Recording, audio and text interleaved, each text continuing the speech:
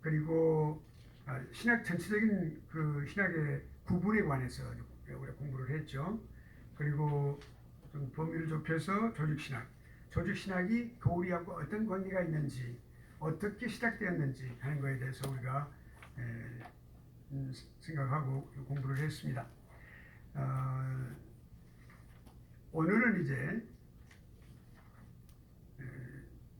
원리에 대한 개관을 좀 공부하도록 하겠습니다.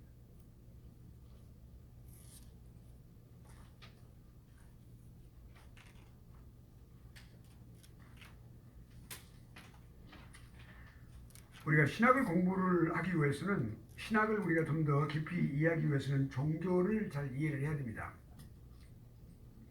왜냐하면 종교와 신학은 매우 밀접한 관계에 있기 때문에 그렇습니다. 신학이 종교의 학문은 아닙니다. 그러나 하나님의 계시에 관한 학문인데요. 이 하나님에 관한 학문인데 이 종교와 신학이 밀접한 관계를 가지고 있습니다. 그래서 우리가 종교 원리에 대해서 좀 공부를 해야만 합니다. 종교의 원리, 본질, 또 종교와 학문에 관해서 이런 여러 가지 윤리와 예술 이런 것들을 어떻게 구분할 수 있느냐 하는 것이 매우 중요하겠죠. 자, 그럼 종교 본질에 관해서 한번 좀 생각을 해보죠. 그러니까 우리가 종교에 관해서 왜 신학을 하면서 왜 종교에 관해서 공부를 해야 되느냐? 그럼 우리가 종교라고 하는, 우리가 기독교는 종교의 하나입니다. 그런데 가장 중요한 것이 뭐냐면 기독교는 생명의 종교라는 차이점이 있습니다. 다른 종교와. 그러나 우리 기독교는 종교의 범주 안에 있는 것이죠. 그러니까 우리가 이 종교는 우리 인류 사회와 아주 밀접한 관계에 놓여 있습니다. 인류가 시작되면서부터 종교는 시작되었기 때문에, 그래서 매우 아주 중요한 그런 관계에 있기 때문에 종교를 우리가 먼저 확인을 해야 됩니다. 그래서 우리가 공부를 하고 파악을 하고 난 이후에 그것이 어떻게 신학과의 관계를 갖고 있는지, 신학과 종교는 뗄래야 뗄 수 없는 그런 불가 분리의 그런 관계에 놓여 있습니다. 밀접하게 있다는 것이죠. 그리고 종교는 우리가 인류 생활, 사람들이 살고 살아가는 그런 삶 속에서 가장 뚜렷하게 나타나는 거죠. 그리고 사람의 영혼과 직접 관련을 갖고 있습니다. 그리고 영혼과 관계 있을 뿐만 아니라 우리 감성, 우리가 갖고 있는 그 감정, emotion, 우리 그 감성을 또한 영향을 주고 있고, 또 우리가 어떻게 살아가느냐, 뭐 어떻게 생각하고 살아가느냐 하는 그런 사상 행동에 관해서 지배하고 지도하는 그런 역할을 하는 것이 종교입니다. 그래서 매우 중요하죠. 그러니까 우리가 그런 내용을 볼 때 보편적으로 이런 보편적인 그런 현상이다 이렇게 말할 수가 있고요.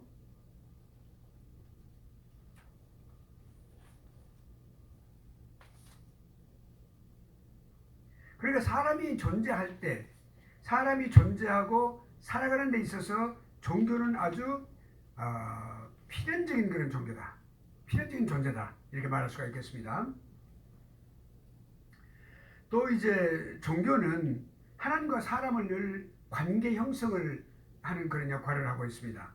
하나님과 사람의 관계, 살아있는 그런 의식적인 어떤 관계, 그런 것을 종교를 통해서 우리가 형성하는 것이죠.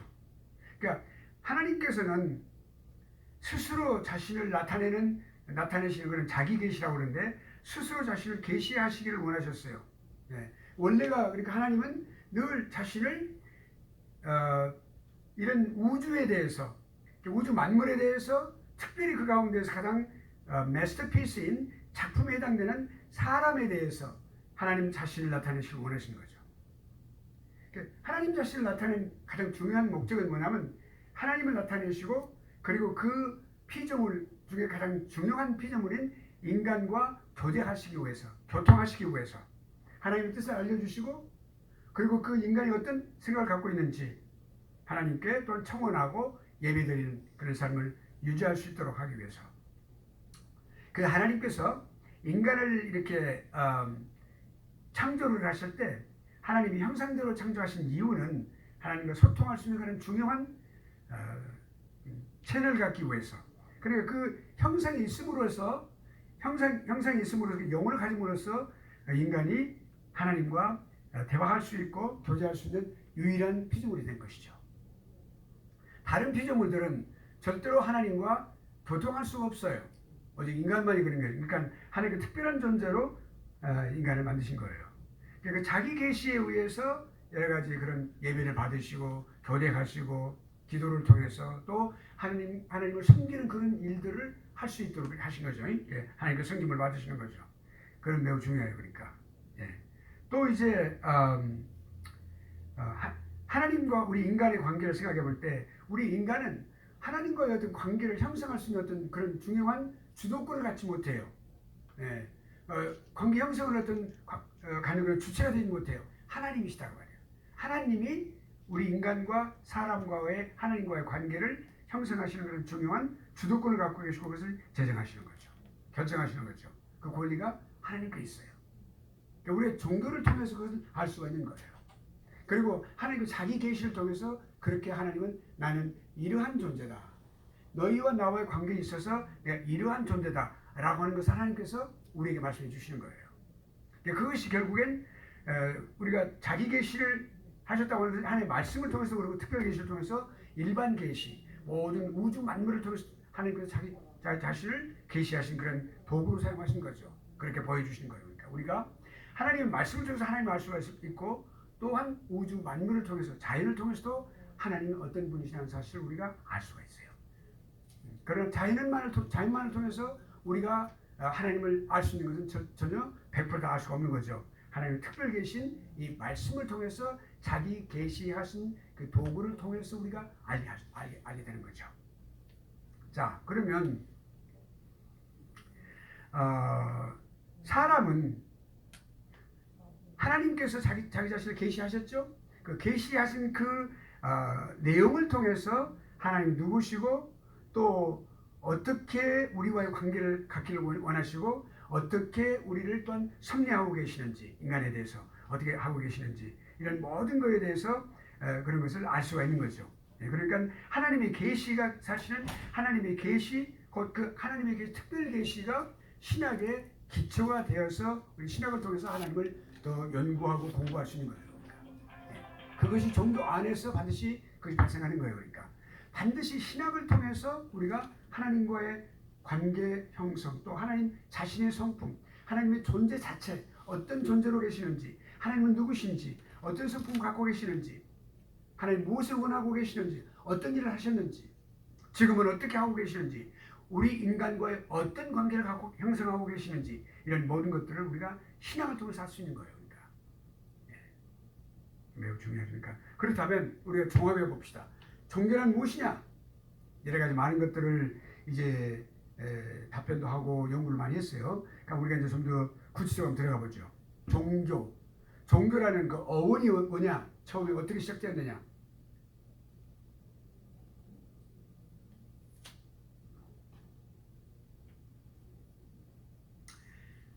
영어로 우리가 religion이라고 말하죠. 종교를 religion. 구체적으로 우리가 기독교를 말할 때는 Christianity. 예, 그러니까 또 예수 그리스도를 믿는 사람들, 기독교 안에 기독교인들을 말할 때 Christian, Christian follower, Jesus follower, 그러니까 예수 그리스도 따르는 사람들이란 말이에요. 크리스천이란 말이에요.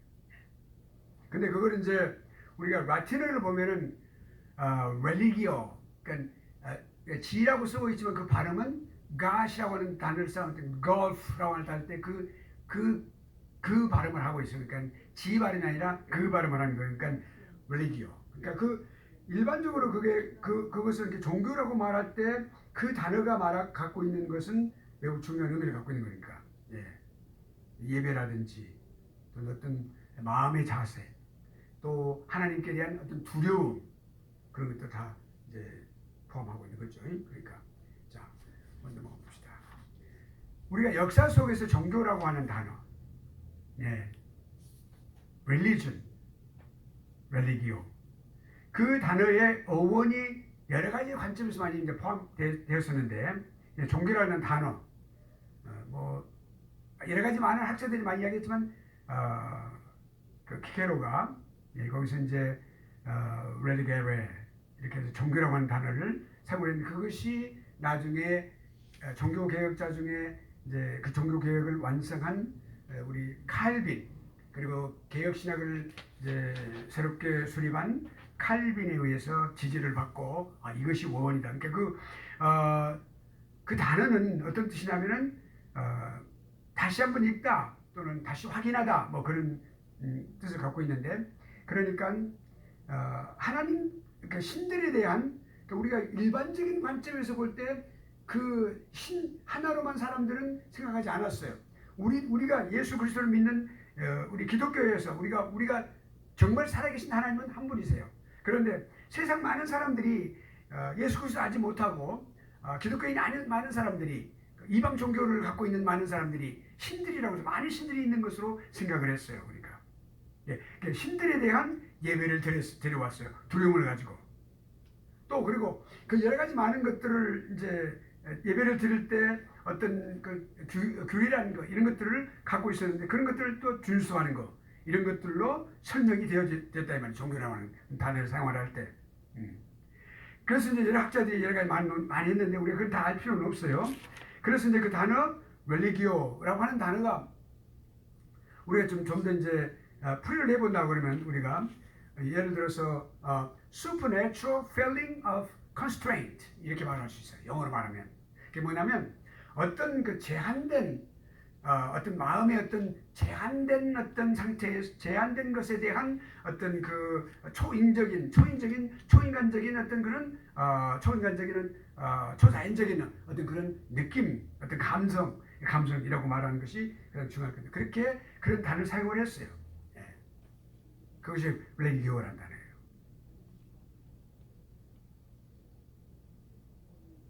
또 이제 어떤 양심이라고 할 때 script라고 말할 때 그 양심이라는 단어로도 그 단어를 다르게 해석할 수가 있는 거죠. 또 이제 sanction이라는 단어가 있어요. sanction이라고 하는 단어는 뭐냐면 어떤 제한된 거. 우리가 이제 좀 다른 예입니다만은, 미국에서 유엔에서 북한의 핵무기 때문에 그거를 제재한다고 그러잖아요. 그러니까 경제 제재한다고 할 때 그 제재라는 말을 sanction이라는 단어를 사용하고 있어요. sanction. 또 우리가 신구약 성경에서 우리가 예를 들어서 예수 그리스도 믿는 그리스찬들이 술을 마셔야 되느냐 안 마셔야 되느냐 그런 문제가 있어요. 그럼 성경은 전체적으로 신구약 성경이 다 나오는 단어들이 술을 마셔서는 안 된다라고 말하고 있어요. 그것을 sanction이라고 해요. sanction. 그 sanction은 그런 제한을 두고 있어요. 아주 명확하게 성경이. 그 어떤 사람들은 마시면 된다 이렇게 말하는데, 절대로 술을 마시면 안 된다 그렇게 돼 있어요.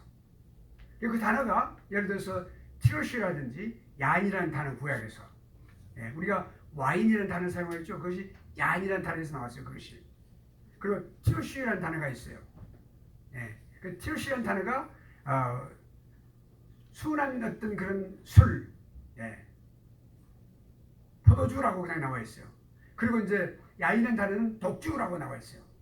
두 개 다 안 되는 거예요. 그러나 그러니까 우리가 예를 들면 노아의 방주, 노아가 마셨던 그 독주의 것이 야인이라는 단어를 사용을 했어요. 그러니까 하나님께서 복을 내리시는 그런 음료가 있어요. 그것은 오케이.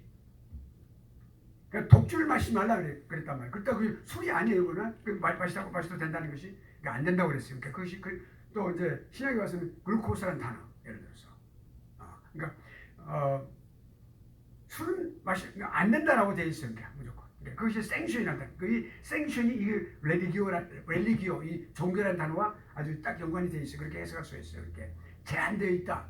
종교는 항상 삶이 제한되어 있고 어느 규제에 딱 이렇게 묶여 있는 그런 것을 말하는 것이죠. 그러니까 마음대로 방탕하게 삶을 살아가는 것이 아니라 규모 있는 삶을 살아간다는 그런 중요한 의미를 갖고 있는 거니까 religio라는 단어가 깊은 의미가 있어요. 그러니까 그거를 칼빈이 이것은 지지를 한다.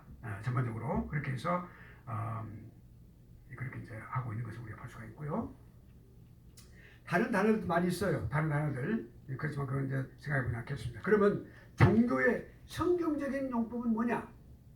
성경에서 어떻게 종교라는 단어를 사용하고 있는가? 그런데 성경을 보면은 우리가 종교에 관해서 말하고 있지 않아요. 어떤 내용이 없어요. 종교라고 하는 것이 없어요. 네. 하나님과의 관계만 말을 했어요. 하나님과 백성과 택한 백성과 하나님과의 관계성. 전혀 없어요. 성경에 보면. 대신에 어떤 성경은 어떤 것을 이것이다라고 규정하고 말하고 있잖아요. 사랑에 관해서도 사랑은 이것이다라고 말하지 않아요. 우리가 고린도전서 10절에 보면 사랑은 이것이다라고 절대 말하고 있잖아요. 사랑은 이렇게 하는 것이다라고 말하고 있어요. 행동 묘사. 절대 성경 그렇게 말하고 있어요. 사랑은 성내지 아니하며 그랬으니까. 사랑은 성내지 아니하는 것이다 라고 말하지 않았어요. 사랑은 성내지 아니한다. 행동을 말하고 있어요. 성경은 그렇게 모든 것을 그렇게 말씀하고 있어요. 성경은 이것이 종교다 이렇게 말하고 있지 않아요. 종교의 어떤 면을 묘사해주고 있어요. 이거 우리 잘 알아야 돼요. 성경에 관해서 규정하는 것이 하나도 없어요. 이걸 그 면을 어떤 면을 그 어떤 객관적인 면을 우리에게 말씀해주고 있는 거죠. 설명해주는 거예요. 그러니까 그걸 describe이라고 말하는데 그 묘사한다고 말하죠. 예. 성경은 그렇게 하고 있어요. 사랑을 묘사해주고 있어요. 예. 우리가 사랑을 규정하지 않아요. 우리가 사랑 규정할 수 없어요. 사랑은 이렇게 하는 것이다. 사랑은 불의를 기뻐하지 않는 것이다. 사랑은 절대 기뻐하지 않는 모습이에요. 그걸 묘사해 주는 거죠. 그렇게 성경 말하는데 이 종교에 관한 것도 절대로 종교의 어떤 규정을 어떤 정의를 말하고 있지 않아요. 종교에 관한 모든 면들을 말해주는 거죠. 하나님께 예배 드리는 모습도 종교의 한 일면이에요. 예배도. 그 예배 드리는 것, 제사 드리는 것, 우리가 레위 같은 것도 아주 제사의 모든 면을 다 말하고 있죠. 제사를 어떻게 화목제를 드려라 그렇게 말하고 있죠. 그것이 종교의 한 일면이에요. 종교는 이렇게 제사를 드리는 것이다라고 규정하지 않아요. 제사를 드려라 이렇게 말씀하셨죠.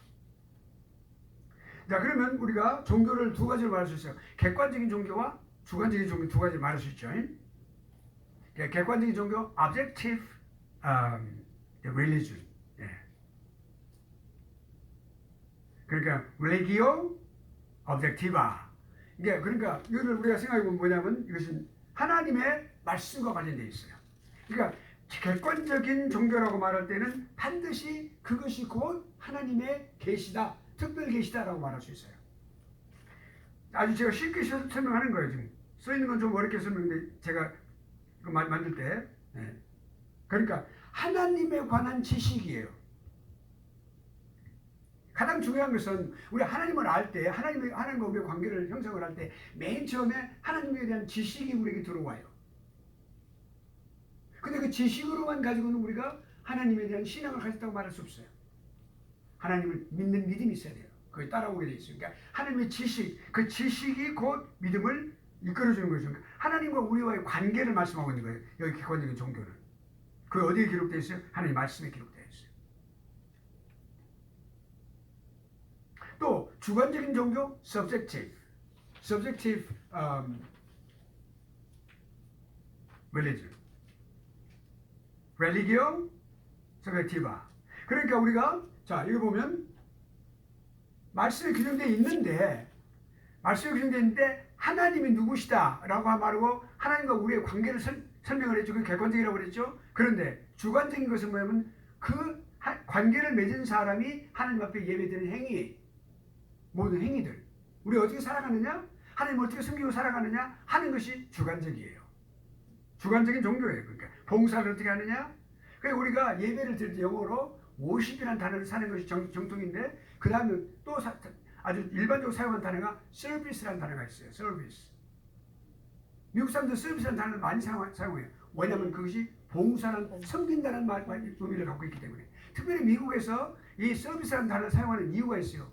왜냐하면 미국 사람들이 실용주의자들이에요. 실용주의는 실천적인 그런 면을 강조하고 있어요. 강조해요. 예배도 서비스다. 예, 그러니까 서비스라고 하는데, 그러니까 이 서비스라는 말은 미국 사람 쓰는 이유가 그것이 봉사한다, 섬긴다라는 뜻이에요. 예배를 섬긴다고 말을 하고 있어요. 그래 여기서 그것이 이해할 수 있는 부분이에요. 그러니까 봉사 이것도 예수 그리스도를 믿는 하나님과의 관계를 갖고 있는 사람들이 갖고 있는 주관적인 행위들이에요. 그것이. 다만 그것이 모여서 예배를 드리는 거예요. 하나의 어떤 일정한 룰을 가지고 예배를 드리는. 그러나 그것은 주관적으로 개인적으로 예배를 드리는 거예요. 사실은 다 거기서 있는 사람들 회중이 함께 예배를 드리지만. 그러니까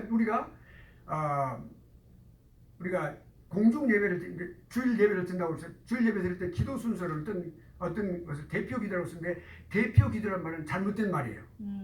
우리 교회에서는 그냥 기도라고 돼 있어요. 왜냐하면 성경적으로 말이죠. 왜냐하면 제가 신학 교수가 아니랬다면 그냥 대표 기도라고 썼을 거예요. 그러나 알고 나니까 그렇게 쓰면 안 되는 거예요. 왜냐하면 대표 기도란 말은 다른 사람들을 대신해서 한 사람이 나와서 기도한다 그 말인데 절대로 예배하게 맞지가 않아요. 이 지금 우리가 종교라는 이 주관적인 종교 개념이 맞지가 않아요. 왜? 예배를 드리는 것은 다 모든 사람이 다 한꺼번에 각자가 다 하나의 마음으로 내 마음으로 예배를 다 드리고 있는 거예요. 기도도 혼자 드리는 게 아니라 혼자 대표를 드리는 게 아니라 함께 말은 하고 있지만 다 함께 그 기도하는 마음으로 함께 말은 하지 않지만 함께 다 한 사람 한 사람이 다 기도를 드리는 거예요. 내가 하나님 앞에 드리고 있고 여기 목사님 드리고 있고 선교사님 드리고 함께 예배를 드리지만 한 사람 한 사람이 예배를 다 드리는 거예요. 아멘. 하나님 그 한 사람 한 사람 예배를 다 받으시는 거예요. 아멘. 그러니까 그래서 우리가 거기서 우리가 대비 기도란 말 쓰면 안 돼요. 그건 성경적으로 틀린 말이에요. 우리 목사님들 선교사님들 주보에 대비 기도를 쓰지 마세요. 기도. 그냥 기도 이렇게 쓰시면 돼요. 왜냐면 다 함께 기도하는 거예요. 그래서 그 교회에서 좀 바꿔 가르쳤어요. 우승도님들을. 작년도 내가 가르쳐드리고 그렇게 해서 지금 그렇게 대비 기도 말 안 써요. 자 그러면 우리가 예수를 믿는 사람들이 이 명칭이 매우 중요하겠죠. 왜냐하면 조직신학을 이제 올바르게 공부해 나가면서 그 명칭을 개선하는 것도 중요한 것입니다. 그러니까 생활을 나타내는 거예요. 주관. 반드시 생활이 있어야 돼요. 종교라고 하는 것은 하나님과 관계만 갖고 있으면 예스 내가 하나님을 사랑하니까 하나님 믿으니까 사람들과 상관없어. I don't care about you but God 이렇게 말한단 말이죠. 사람들은 필요 없어. 하나님만 있으면 돼. 그거 아니에요.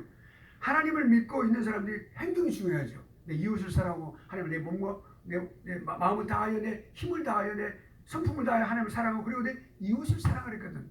그 생활이 필요한 것이죠. 그러니까 서로 사랑하고 아끼고 위로하고 하는 것들이. 그러니까 그것이 주관적인 종교 그 표현되는 어떤 삶이에요. 삶이 있어야 되거든요.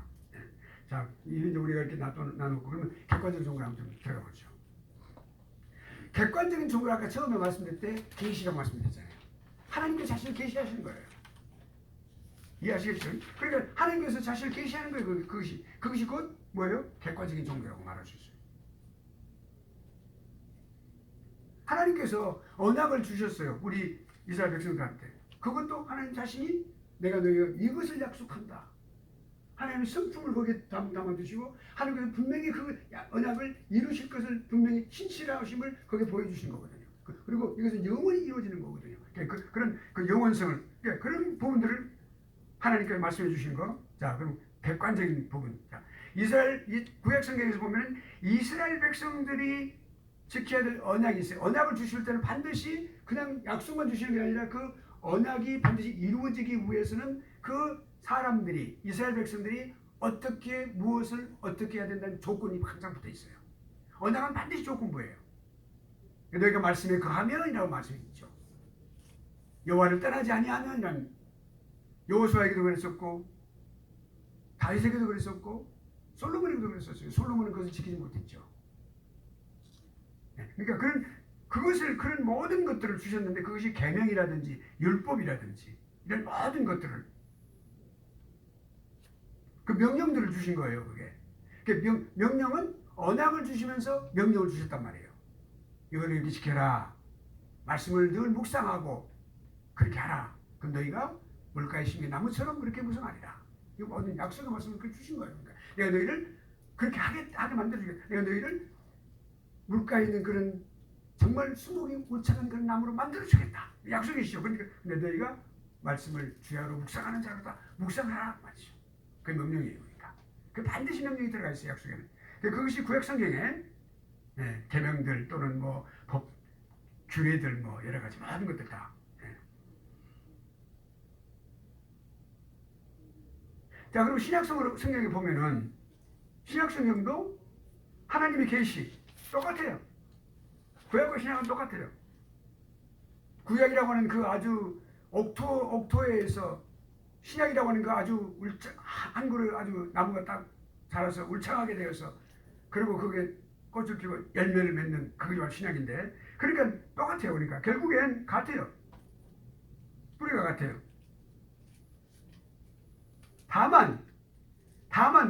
다만 틀린 것이 한 가지 있어요. 뭐냐면 하나의 발전된 것이 뭐냐면 율법을 가지고 하나님은 구약에서 그들에게 법을 주셔서 하나님의 법을 주심으로써 그렇게 기도를 하셨어요.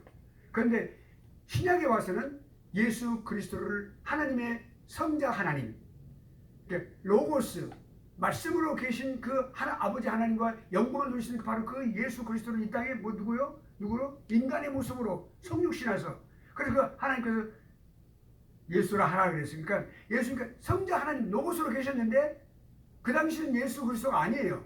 오셨는데 성육신하신 바로 그때부터 인간으로 태어나신 부터 예수가 되신 거예요. 그 그리스도는 하나님께서 기름 부음 받는 게 메시아라는 뜻이니까 그래서 예수 그리스도 사적인 이름과 공적인 이름이 다 함께 포함되어 있어요. 그 예수 그리스도가 거기에 예수 그리스도 안에서 in Christ 말이에요. 그것이 완성된 거예요. 그러니까 우리가 계시를 하나님의 계시의 점진성이라고 말을 해요. 그러니까 progressiveness of revelation of God. 이게 뭐냐면 하나님은 처음에 딱 이렇게 처음부터 모든 것을 확 드러나게 해주지 않았어요. 구약에서 보면 복음이라고 하는 거 우리가 소위 말하는 원시복음이라고 말하는데 그 원시복음이라는 것도 그 원시라는 단어가 좋은 단어는 아니에요. 사실은요. 신학자들이 좀 이상한 사람들이 있어요. 그 이름을 붙일 때 말이죠. 옛 복음이라든지 이렇게 쓴다. 그럼 좋겠죠. 복음 시초라든지 이렇게. 근데 원시복음 해놓으니까 아주 미개한 것으로 보이잖아요. 그런 단어를 사용을 할 때도 참 우리가 그렇게 근데 아무튼 그게 우리가 3장 15절에 말이죠. 또 하나님께서 그 이제 아담과 이브를 갖다가 이제 그 에덴 동산에서 이렇게 나가게 하실 때 가죽 옷을 입으신 거예요. 그것은 피 흘림을 말씀하신 거죠. 그리고 그 사단과 그 아들과의 그 여인의 아들과의 이 싸움에서 결국엔 그거를 치명상을 입어서 그는 사탄은 결국은 거기서 이제 괴멸되는데 그러나 발뒤꿈치를 이제 상하게 할 것이라는 그런 십자가에 못 박혀 죽으신 예수 그리스도 모습. 그러니까 이런 것들을 그렇게 아주 어렴풋이 보여주시는데 그 구약 전체를 보면은 모든 것이 다 예수 그리스도를 다 보여주는 거예요. 아멘.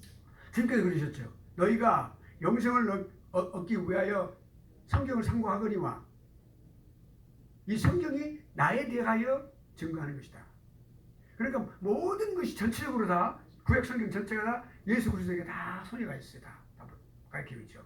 그러니까 구약에서 그런데 그것이 점점 드러나 보이는 거예요. 다 조금씩 다 전부 더 자세하게, 더 깊게, 더 분명하게, 뚜렷하게. 그래서 클라이막스 어디 왔어요? 예수 그리스도께서 성육신하시고 십자가에 죽으심으로 다 거기서 완성되는 거죠. 그렇게 되어 있어요. 그러니까 신약 성경에서 그래서 예수 그리스도 안에서 하나님께서 자신을 계시하시는 거예요. 하나님은 늘 아들 안에서 모든 일을 예수 그리스도 안에서 우리를 부르셨고 예수 그리스도 안에서 우리를 심판하도록 하셨어요. 그러니까 예수 그리스도에게 모든 것을 다 맡기셨어요. 말씀으로 지으신 것도 예수 그리스도예요. 성자 하나님이세요. 말씀도 로고스니까 말씀으로 세상을 지으셨거든요. 우주를 지으셨거든요. 앞으로도 장차 심판도 아들을 통해서 하셔요. 아들이 하시는 거예요. 어린 양 예수 그리스도께서 심판의 주로 오신단 말이죠. 그러니까 신약에 오면은 이제 그것이 완성된 상태에서 예수 그리스도의 인격, 자신을 계시하시는 거죠. 그게 아버지 뜻이에요. 그러니까 예수 그리스도 분명히 말씀하셨죠. 여기 우리 그 교재에 보면 한 가지 빠졌어요. 내가 길이요 진리요 생명이 되신다. 그 생명을 넣어주세요. 빠졌어요. 제가 쓰는 발표 설명상 길이요 진리가 되신다고 하는데 길이요 진리요 생명이 되신다. 예, 그거 꼭 쓰시기 바랍니다. 그러니까 오직 예수 그리스도의 말씀, 예수 그리스도의 행동, 예수 그리스도의 이 모든 것들이 다 집중되어 있는 거예요. 그러니까 우리가 이제 웨스트민스터 신학교 같은 데에서는 뭐예요? 싸움이 뭐예요?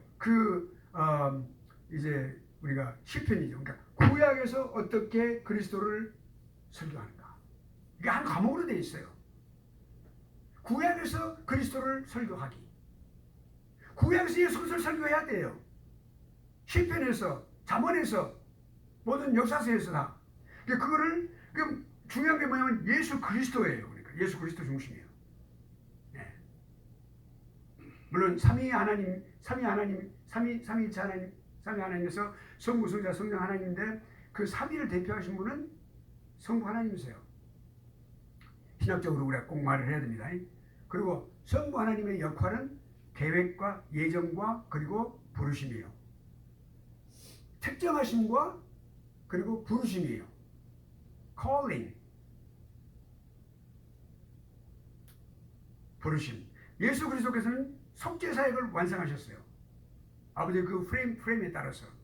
그 성령 하나님은 그 완성하신 그 길을 모든 사람들을 찾아가세요. 모든 사람들의 마음을 찾아가셔서 거기서 예수 그리스도를 문을 두드리시고 예수 그리스도를 영접하게 하시는 거죠. 개인적으로 적용하시는 거죠. 그러니까 삼위 하나님이 그렇게 역할이 분담이 되어 있어요. 한 하나님이신데도 불구하고 위가 세 위가 계시니까. 아무튼 자, 그래서 이런 예수 그리스도의 인격과 사역 관해서만 설명하는 거예요. 모든 전체가 다 신약성경 예수 그리스도예요. 예수 그리스도 십자가 죽으심과 부활이에요. 그것만 됐어요. 사도들이 그것만 전했어요. 그러니까 우리가 어떤 설교자가 강단에서 설교를 할 때 예수 그리스도 십자가의 죽으심과 부활이 없으면 그 설교는 죽은 설교예요. 설교가 아니단 말이에요. 아멘. 복음이 아니에요. 그건 연설이지. 맞아요. 여기 미주에 있는 합동측 교단, 저도 합동측 교단입니다. 합동측 교단에서 목사 고시를 보는데 목사 고시인데 그 목사 고시를 볼 때 반드시 실기시험을 칠 때 설교를 하도록 했어요. 한 편은. 근데 이 후보가 아주 우수한 사람이었어요. 그냥 아주 필기시험이 아주 다 그냥 완전 1위 1위 다 1위. 근데 마지막에 이 후보가 떨어졌어요. 거기서 과락을 해가지고 거기서 많이 떨어졌어요. 목사고시 떨어졌어요. 뭐냐면 설교도 아주 그냥 유창하게 잘했어요. 근데 거기서 예수 그리스도의 십자가의 죽으심과 부활이 언급이 없었어요. 그러니까 거기서 그 고시위원장이 그렇게 말을 했어요. 우리 강도사님, 그러니까 전도사님, 우리 교단의 강도사하고 있어요. 강도사님의 경우는 설교를 잘했는데 아주 그림이 좋습니다. 그런데 연설하신 겁니다. 그랬어요. 깜짝 놀랐어요. 한번 생각해 보세요. 목사님도 깜짝 놀랐어요. 왜 연설을 했다고 설교를 하셨는데 십자가에 죽으심이 없고 예수 그리스도 십자가가 없고 부활이 없습니다. 다시 해보세요. 그냥 과락됐어요. 그럼 1년 후에 다시 했어요. 그러니까 자, 예수 그리스도 그냥 주관적인 종교로 한번 가봅시다. 주관적인 종교와 객관적인 종교는 서로 이렇게 이제 대비하는 그런 성격을 갖고 있는 것이죠. 그러니까 객관적인 종교는 뭐예요? 어떤 사람과 하나님과의 관계 속에서 인식되고 또 그 지식을 갖고 그 믿음을 갖고 관계를 형성하게 되는데 그러한 결과에 어떻게 나타나냐면 행위라고 그랬죠. 아까 예수 그리스도를 믿고 하나님을 대하는 사람의 행동, 이것이 주관적인 종교라고 이렇게 말할 수 있어요. 주관적인 종교라고 신학적으로 이렇게 말해요. 그러니까 왜 그렇게 되느냐? 칼빈은 그렇게 말했어요. 사람의 심령 안에 종교의 씨앗이 있다. 사람 안에 종교의 씨가 반드시 심겨져 있다. 그래서 그 사람이 이렇게 예수 그리스도를 영접할 때 그 사람이 형상이 회복되어지는데 형상이 회복되어짐으로써 그 종교의 씨앗이 발아하게 된다.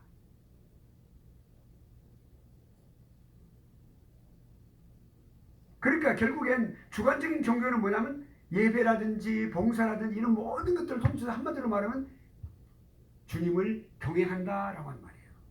그 한마디로 표현할 수 있어요. 주님을 경외합니다.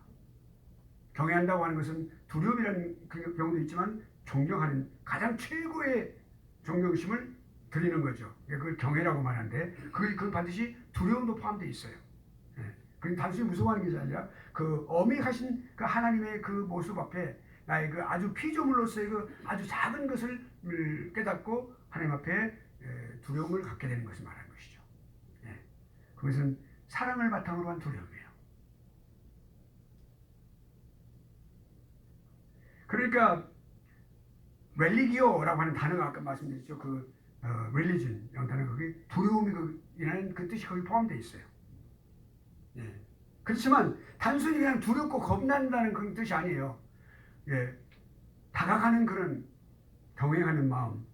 예. 왜냐하면 우리 개혁 신학을 하고 있는 모든 신학자들은 이렇게 말을 하고 있어요. 하나님과 우리와의 관계를 반드시 구분할 줄 알아야 된다. 그러니까 우리 자유주의 신학자들은 어떻게 하고 있냐면 하나님과의 우리와의 관계성을 모호하게 만들어요. 그러니까 우리가 모든 것을 할 수 있다고 말을 해요. 인간은 다 선하고 결국은 선하게 될 것이고 우리가 모든 것을 하나님의 은혜가 우리가 올 때 우리가 그것을 거부할 수도 있다고까지 말을 해요. 심지어 우리가 그 알미니안 주자는 그렇게 말을 해요. 심지어 우리가 하나님께서 우리에게 구원에 관한 것을 제의를 했을 때 우리가 거절하면 그건 절대로 우리는 구원받지 않을 수도 있다. 우리 모든 키는 우리에게 있다라고 가르쳐요. 이건 잘못이죠.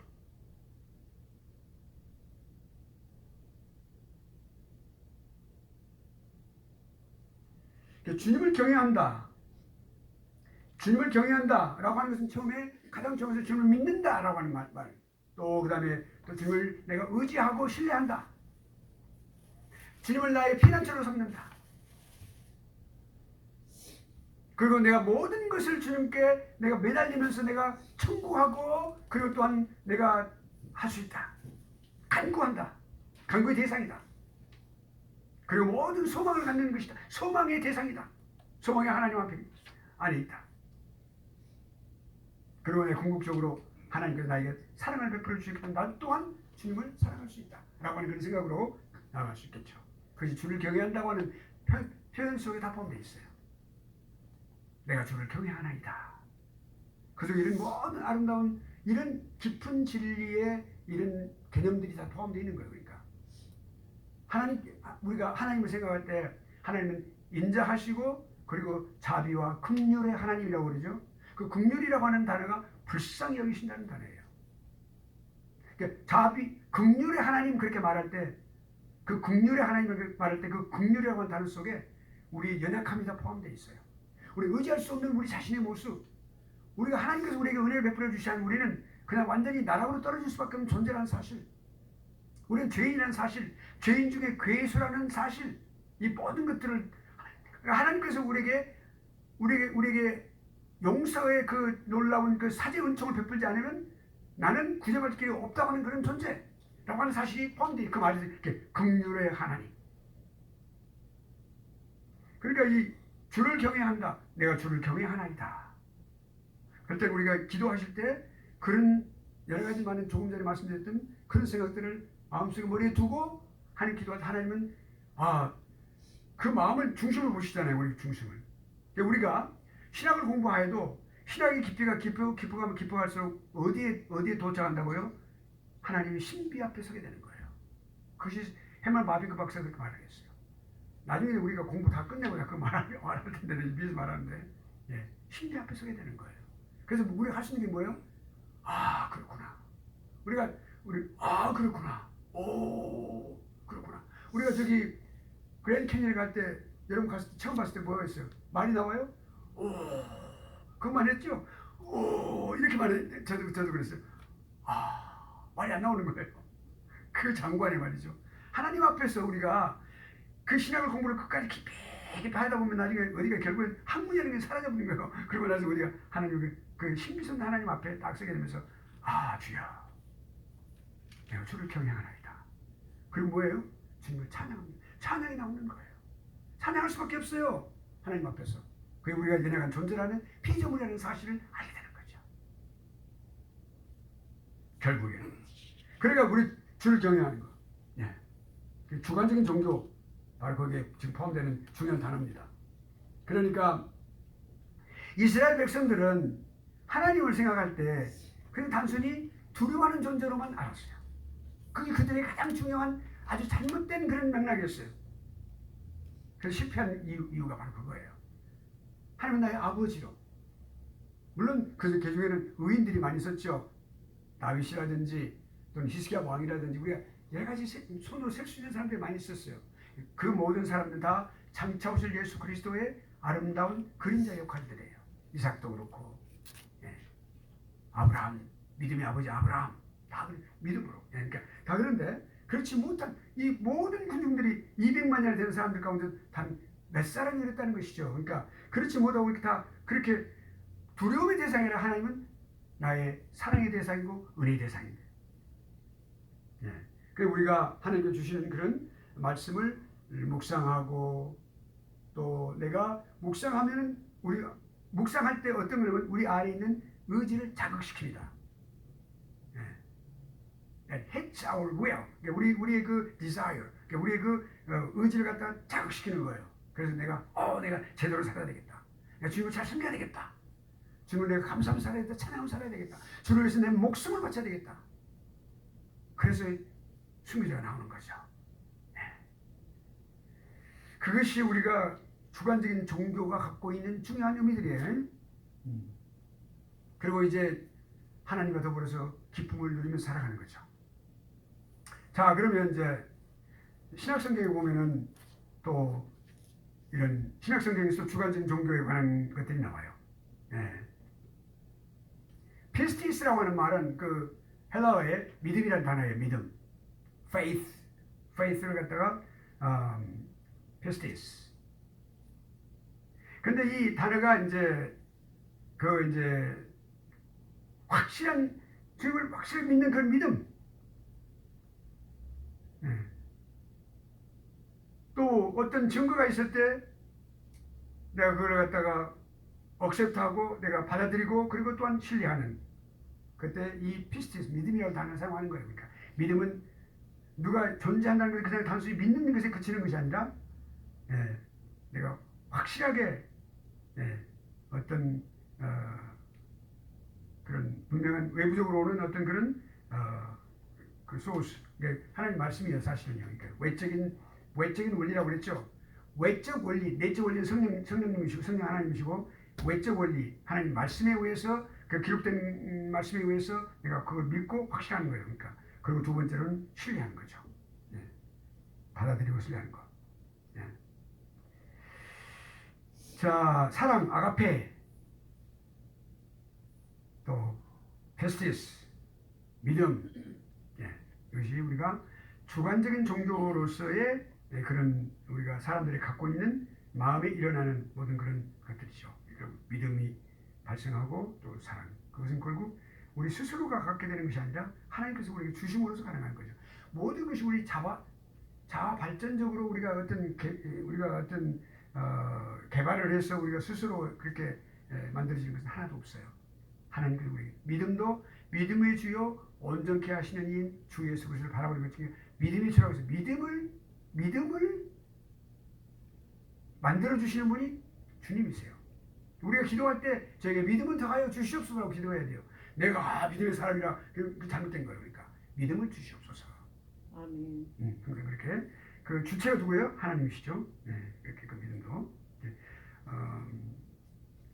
반드시 성령 하나님께서 우리 안에 계셔서 우리를 그렇게 역사하셔서 우리에게 믿음을 주시는 거죠. 그러니까 자연적인 현상이 아니라 초자연적인 현상이에요. 성령님이 하시는 일은 모든 일들은 우리에게 하시는 모든 일들은 초자연적인 일들이에요. 우리를 하나님의 사람으로 만드신 것도 성령 하나님의 초자연적인 일이죠. 그렇죠? 그게 중요해요. 자, 여기까지 우리가 이제 주관적인 종교를 또 공부를 했어요. 그러면 종교 위치는 어디냐? 어디가 있느냐?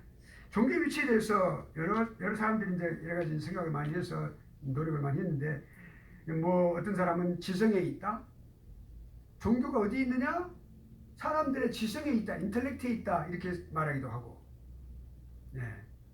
그 특별히 이제 초대교회 때 이방 종교를 우리 기독교와 함께 혼합을 해서 기독교인 것처럼 해가지고 기독교인 양 해가지고 그렇게 척했던 그 안에 사상이 되는 그게 뭐냐면 그노티즘, 영지주의라고 하는 게 있었어요. 아주 기독교를 아주 이렇게 파괴시켰던 아주 그 막대한 그런 영향력을 끼쳤던 바로 그 이방 종교 사상이 바로 그것이 영지주의입니다. 이 영지주의란 말은 그노시스라고 하는 말이 이제 그 영적인 인식을 한다 그렇게 할 때 그노시스라고 해요. 원래 그 그노티즘 영지라고 하는 뜻이 뭐냐면 그러니까 어떤 인식하고 영적인 어떤 그 지혜를 말할 때 영지라고 말하는 게 아는 거예요. 예, 영지를 말하는데 그러니까 영지주의라고 할 때는 영지라고 할 때 그노시스가 영적인 어떤 인식이라고 말을 했죠. 그거를 이제 지식을 말해요. 지식을 예. 그노스틱 그러면은 영지주의자, 그노티시즘 그러면 그것이 영지주의.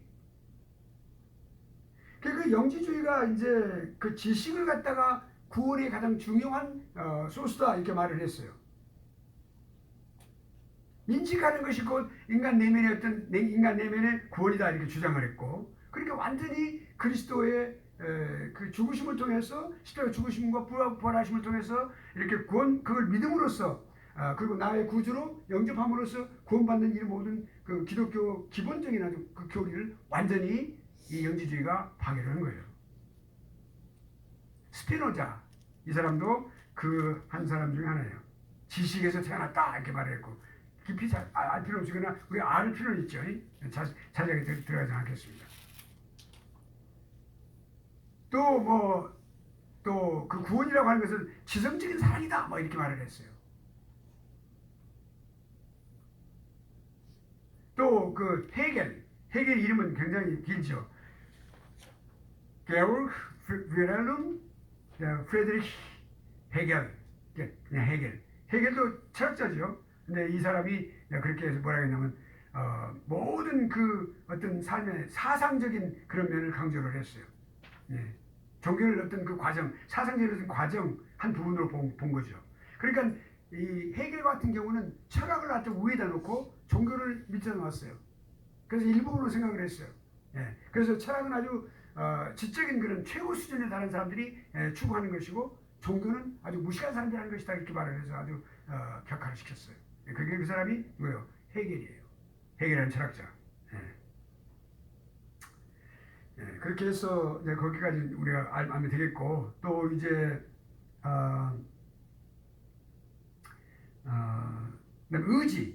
의지에 있다. 이 종교는 의지에 있는 것이다 라고 말하는 사람도 있어요. will 또는 desire, will에 있다 이렇게 사람들이 있었어요. 그 어떤 의지가 있으면 올바로 살려고 하는 그런 마음을 말하는 거예요. 대표적으로. 예. 그러니까 그게 뭐예요? 이제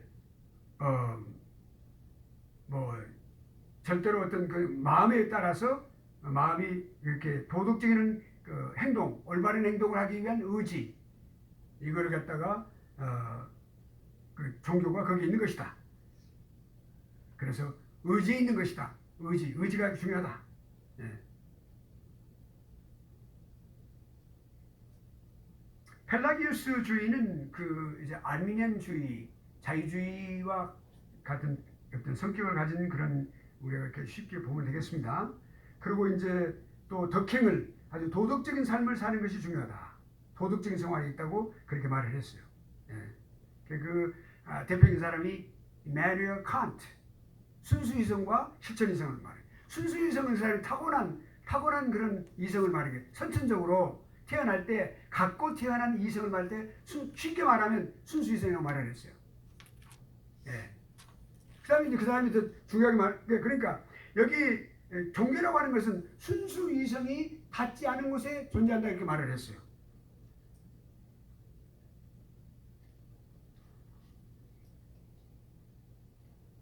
실천 이성, 예를 들어서 어떤 그 실천적인 어떤 부분, 그러니까 이성을 통해서 어떤 도덕을 실천한다든지 올바른 것, 윤리에 관한 것들, 이런 것도 모두 실천하는 모든 것들, 실천 이성. 그러니까 practical reason이라고 말하는데, 그거를 이제, 아까 그거는 이제 pure reason. 그러니까 그거는 사람들이 공리라고 하는 그 표현을 썼는데 그 뭐냐면 필연적으로 많은 사람들이 어떤 유익을 취하는 것에 불과하다. 그렇게 말을 했어요.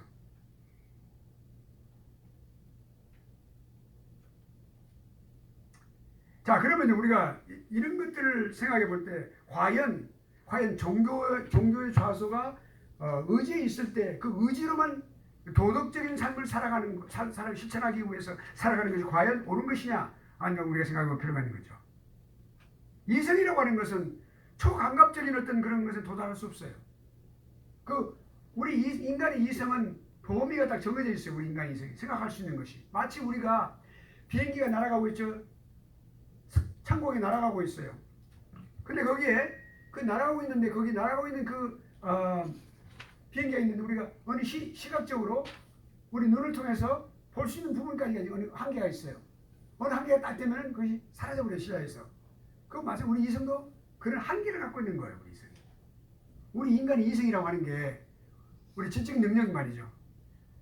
그러니까 우리 이성이라고 하는 것이 그렇게 한계가 있어요. 근데 그 한계 있는 우리 이성으로 보다 더 넓은 범위에 어쩌면 무한대에 종교를 주장할 수 없는 거예요.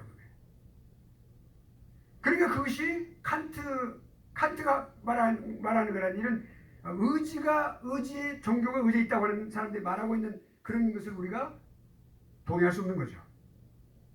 그게 모순을 발견하는 거예요. 우리가 이제 도달할 수 없는 것을. 그러니까 우리가 인간의 이성으로 나온 산물이 뭐예요? 가장 중요한 것이 과학이죠. 이론적인 것은 철학이죠. 그런 모든 것들이 하나님의 그 무한대, 그 불멸의 영원한 이 모든 영원성 이런 것들을 절대로 규명할 수가 없어요. 결국 그러니까 종교는 그 사람들이 말하는 종교는 인간이 살아가는 삶에 있어서 뭐예요? 도덕적인 것에 국한시키고 마는 거예요. 거기만 있는 거예요. 결국은.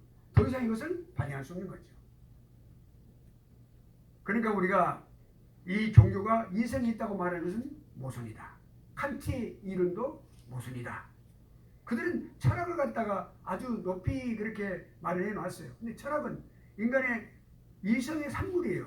최고의 산물이지만 그것이 종교의 영역을 규명할 수 없는 거예요.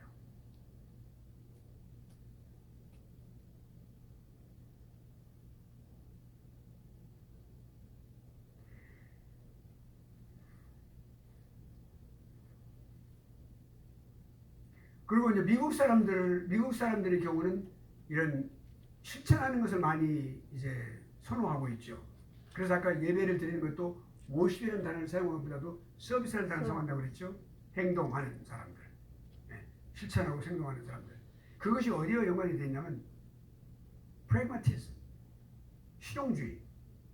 그 미국의 교육이 잘못되어 버린 게 뭐냐면 존 두이의 실용주의 철학 때문에 그래요. 교육 철학 때문에 그랬어요. 존 두이라는 사람은 아주 유명한 사람이에요.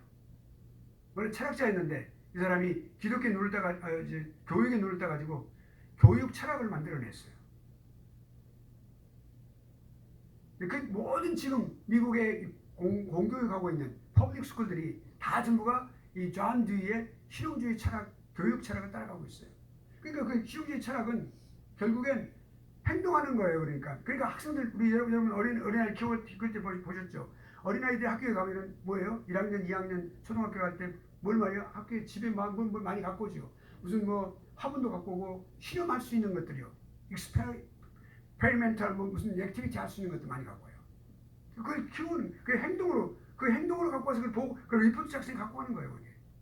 또 아이들 어디로요? 아이들 이렇게 무슨 초콜릿 같은 거 팔러 이렇게 가도록 이렇게 많이 이렇게 하고 있어요. 그런 거. 그것도 행동하기 위한 것들이에요. 그게 모두가 다 뭐예요? 프래그마티즘의 산물이에요. 전부 다. 어떤 경험을 하기 위해서 경험을 바탕으로 한 교육이에요. 그 경험만 가지고는 안 되는 거거든요. 네. 이론을 중시하지 않아요. 그러니까 자 그러면 그건 이제 좀 곁으로 나갔는데 그러니까 우리가 중요한 것은 뭐냐면 이와 같이 종교의 어떤 그런 좌소를 이렇게 의지에다가 이렇게 강조를 했을 때 그런 어떤 그런 일들이 많이 나오고 있다는 사실을 우리가 볼 수가 있으니까. 예. 실천주의, 행동주의. 우리가 반드시 기독교는 행동해야 됩니다. 그 적용하고는 달라요. 하나님의 말씀을 우리 삶 속에 적용하면서 살아가는 것과는 다른 거예요. 자, 그다음에 감정, feeling, emotion. 종교를 갖다가 feeling에 호소를 한다. 그냥 막 찬양을 막 하니까 쉽게 예를 들면 가스펠송을 계속해서 막 기타 연주하고 그냥 막 북을 치고 막 그냥 막 이렇게 드럼을 치고 막 하니까 그냥 막 으쌰으쌰하니까 막 그냥 박수 치고 하니까 막 미치겠는 거예요. 그냥 막 부르지 않고는 미치겠는 거예요. 근데 그 사람들이 믿음 생활 잘할까요? 그렇게 할 수 있겠죠. 물론 그렇습니다. 근데 거기에 말씀이 없다면 어떻게 돼요? 너무 거기에다 치우치면 감정에 치우친 것이 되는 거죠. 그러니까 감정을 앞세우면 안 되는 믿음이 앞하고 그 다음에 감정이 뒤따라와야 되는데 감정을 앞에다가. 그러니까 예를 들어서 우리가 기차가 갈 때 기관차가 믿음이 기관차가 돼야 되는데 감정이 기관차가 되어버리면 그 뒤에 것은 잘못된다. 자, 그러니까 여기 종교적인 어떤 그런 것을 감정에다가 감정의 자리에 부여하면 안 되는 거예요. 우리 감정 자극할 수 있어요. 하나님 말씀이 강단에서 전파될 때 우리 감성을 자극합니다. 믿음 감성을 자극하고 그래 눈물을 흘리게 되는 거예요. 그러니까 깨닫고 회개하고 그게 그것으로 끝쳐버리면 안 돼. 그것이 그 다음에 의지를 갖다 자극해야 돼요. 의지를 통해서 우리가 결심하는데 거기에 머무르면 안 되는데 자 그것이 중요해요. 여기 지금 감정이라고 하는 어떤 경험을 통한 그 감정을 위주로 하는 경험주의 그러니까 경험주의 그것이 낭만주의로 흘러가고 있는데 슐라이르마커 경험을 중시하고 있어요. 슐라이르마커는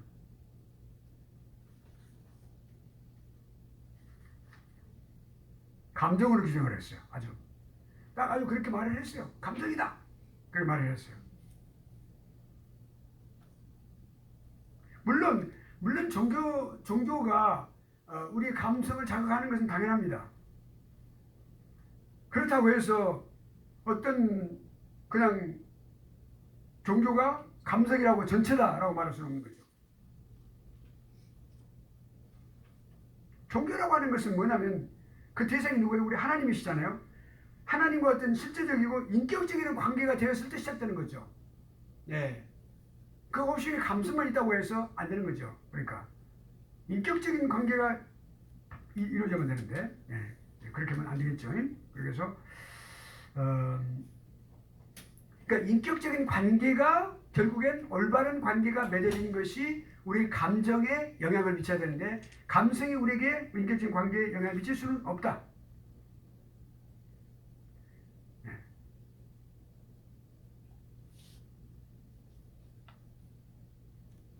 그리고 우리가 올바른 그 순서를 보면은 하나님과 올바른 관계가 인격적인 관계가 맺어졌을 때 예수 그리스도 인격적인 그런 관계가 맺어졌을 때 그 사람이 차갑던 마음이 뜨거워지는 거죠. 감성을 자극하는 거예요. 결국엔 감동시키고 또 슬픔의 감정 또는 죄를 미워하는 감정 죄를 지은 것에 대한 어떤 슬픈 감정 이런 모든 것들 이렇게 세우는 거죠. 그래서 그의 의지를 자극시켜서 내가 다시는 그런 잘못을 저지르지 않겠다는 그런 결심을 하게 되는 거. 그리고 죄의식이라든지 어떤 슬픔이라든지 또는 무슨 회개라든지 또 후회라든지 어떤 이런 모든 것들 기쁨이라든지 신뢰감 감사함 이런 모든 것들 그런 감정을 갖다 이렇게 오는 것이죠. 근데 그것이 종교가 그 감정에 있다고 말하는 건 아니에요. 왜냐하면 하나님과의 관계 예수 그리스도와의 올바른 관계가 정립이 되었을 때 그것이 일어나는 거거든요.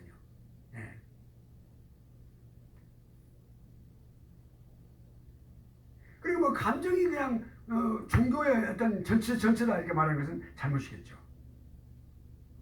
그 종교 위치가 감성이 있는 것은 아니에요.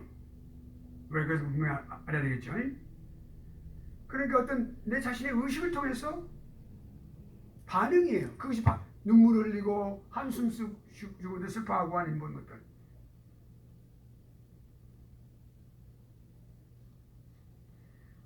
그러니까 슐라이르마커는 잘못된 생각을 하고 있었다. 그런 것을 우리가 볼 수가 있는 것이죠.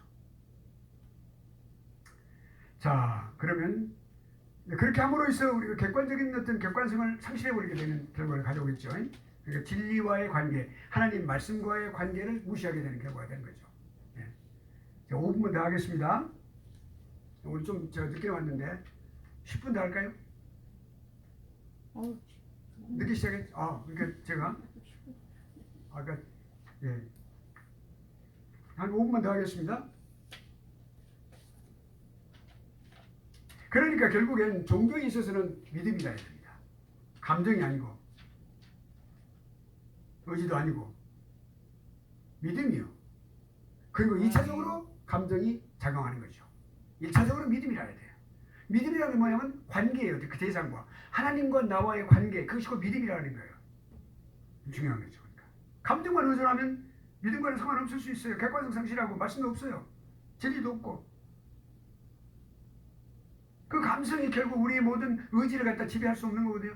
하나님과 올바른 관계가 우리의 감성을 자극하고 우리의 의지를 지배하는 거죠. 그렇죠? 그러니까 우리가 결심하게 되는 건데. 그러니까 어떻게 이렇게 될 수 있어요. 찬양을 잘하고 감성을 통해서 우리가 눈물을 흘리면서 막 그렇게 할 수 있는데 우리가 그리스도인의 삶을 보면은 목회자 입장에서 보면 성도들이 믿음이 자라지 않는 부분들이 많아요. 왜 그럴까요? 감성에 너무 치우치기 때문에. 네, 그것만 찾아요 그냥. 그러니까 부흥회를 찾아다닌다든지 하나님 말씀을 매일 읽어야 되는데 말씀 속에서 이렇게 말씀 묵상하고 그래야만 나의 영혼이 새롭게 되어지는 그런 과정을 내 영혼이 이 말씀에 영양 섭취를 해야 되는데 그 영혼이 튼튼해지고 그렇게 되는데 감성에만 아니까 우리의 의지라든지 이런 것을 명령할 수 없고 우리 모든 우리 형상을 우리가 이 감성이 지배할 수가 없어요. 그러니까 결국엔 그 삶이라고 하는 것이 하나님 앞에 나와서 예배를 드린다. 예수 그리스도 믿는 믿음이 있다고 하는데 그 감성을 의존하니까 밖에 나가서 믿음의 삶을 살아가지 못한단 말이에요. 교회에서 예배를 잘 드리는데 삶은 아주 방탕한 삶을 살 수도 있다. 네, 그렇게 살 수 있어요. 제가 옛날에 전수사 때 대학부 청년대학부를 했는데 그 중에 한 자명한 사람이 있었어요. 학생들 앞에서 이제 우리 이제 간증을 하면서 이제 자기 어려움을 이야기하면서 어려움을 하나씩 해달라고 그렇게 했어요. 그런 시간들이 있어요. 고백하는 시간들. 그래서 함께 기도하는 그런 시간들이거든요. 젊은이들은 그런 걸 이제 필요해요. 근데 그 학생이 그래서 자기가 이야기하는 거예요. 자꾸 이상하게 그 어떤 바라든지 술 마시는 곳을 가고 싶었대요. 이게 그러면서 나는 하나님의 자녀니까 하나님께서 내가 가지 않게끔 지켜주시겠지. 그렇게 했다는 거예요. 그러면서 자기 운전은 어디 다운타운쪽으로 가는 거예요. 자꾸 이렇게 갔어요. 가니까 앞에 왔는데 그래서 자기가 들어갈까 말까 하면서 주여 지켜주십시오. 막 그렇게 이야기를 했다는 거예요. 근데 결국 자기가 어디에 들어가 버렸다는 거예요. 그러면서 자기가 실망했다. 왜 하나님께서 나를 지켜주지 않았나? 이 젊은이가 그 젊은이 그 대학생인데 그럴 수 있죠. 우리가 그 이야기를 했어요. 왜 그럴까? 감정에 의존했기 때문이다. 그렇게 이야기를 했어요. 하나님 말씀이 우리 안에 자리를 잡고 있었다면 그러지 않았을 것이다. 그 말씀을 읽으라. 결국엔 그렇게 됐는데 그 말씀 안에 굳건히 서 있으면 그건 결국엔 그렇게 하나님을 시험하는 일은 하지 않았을 것이라는 걸 결론을 맺었어요. 그러니까 죄송해요. 전사님 죄송해요. 그러더라고요. 저 사람 그렇게 잘하는 거야. 성장하는 거라고 이야기를 해줬죠. 지금도 그 이야기 생각이 나요. 오래 또 몇십 년 된 이야기인데 우리가 감성이 너무 나의 모든 것 주관이 되어지면 우리는 진리, 객관성, 진리를 통해서 우리가 오게 되는 그런 객관성이 사라지게 되는 거예요. 하나님 말씀이 객관성, 우리를 객관적이게 만들어주는 거죠. 네, 주관적이 아니라. 너무 주관적이기 때문에 그런 문제가 생기는 거죠. 네. 그러니까 감정에 의존하면 생각하면 안 된다. 절대 일상생활에 종교가 의미가 없는 거예요.